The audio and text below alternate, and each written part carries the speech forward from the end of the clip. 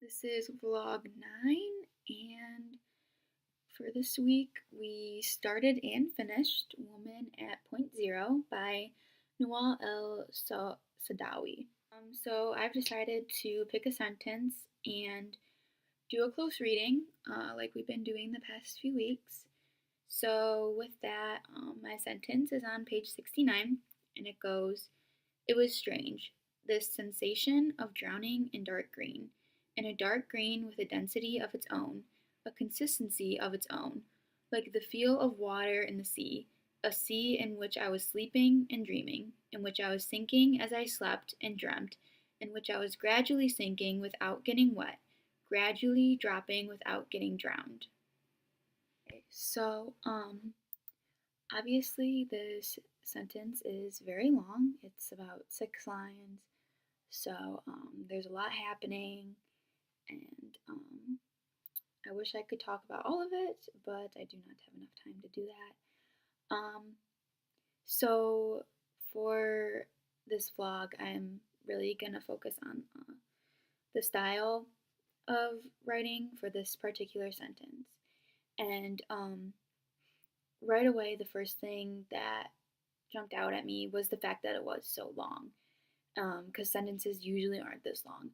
So I was looking at the way that she wrote it and how could she get away with this long of a sentence. I was looking for certain grammar marks or um, semicolon, like anything, just to see how she could have made this a sentence and not make it be like grammatically incorrect.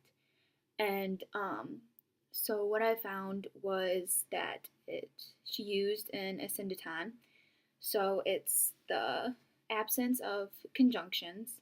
And although she does use and once, it's um, more of just like a quick, like it's all a part of like one phrase. So each phrase isn't connected by conjunctions, making it an asyndeton. And so she obviously breaks up all these different phrases with commas. And so when I saw this, it reminded me of lists. Like when you list a bunch of things, you use commas. And so it was like she was trying to add layers. And so each phrase was a layer just getting piled and piled and piled on top of one another, creating this heavy effect, this dramatic effect. And as I was reading it, I was getting into a rhythm, making the pace a little quicker. And so I think that was all like really meaningful to get her point across of this asyndeton. So I noticed that she was repeating certain words in one phrase. So she would say a certain word, and the following phrase would repeat it.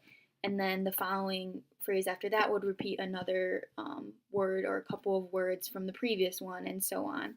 So it starts, "It was strange, comma, the sensation of drowning in dark green, comma," and then the next phrase is, "in a dark green with a density of its own," and so it's repeating dark green. And then the phrase after that, a consistency of its own, so it's repeating its own. And then the phrase after that, like the feel of water in the sea. Phrase after that, a sea is once again being repeated, and so on. So this happens phrase after phrase in the whole sentence. And um, I think that this goes along with her style also because it creates a rhythm for the readers to get into while reading it. And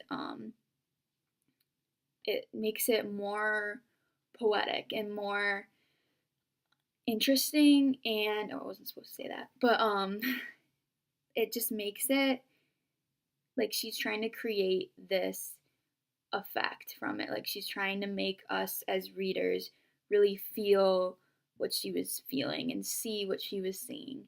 And with this layering and layering of um, these phrases really helps